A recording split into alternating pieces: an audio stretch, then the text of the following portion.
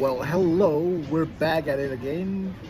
Day 31 of the government shutdown. Now, I'm at the Ontario airport with my lovely wife. There she is, with coffee in the morning. It is super early, but we just want to come to you and say hi and hope that you have a blessed day. Ontario airport is fine. TSA, they look like they're well staffed. Everyone is in good spirit. Well, I haven't been to Burbank Airport, but a lot of people did not show up to work for a while. okay, so there you have it.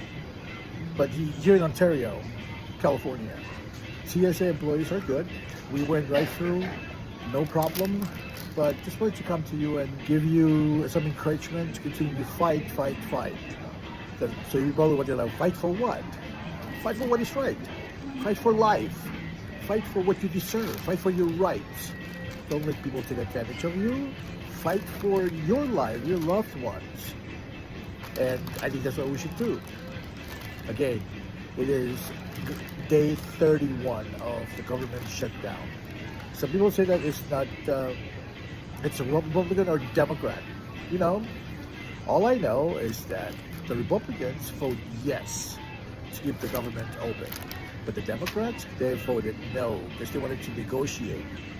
But, you know, open the government and then you can talk. Do what you're elected to do. So I hope that you're doing okay. You know, it's important. This is important for us to do. I did my civic duties already.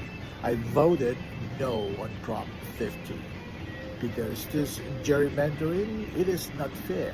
Last I checked, over 40% of Californians voted Trump. But the representation is nowhere close.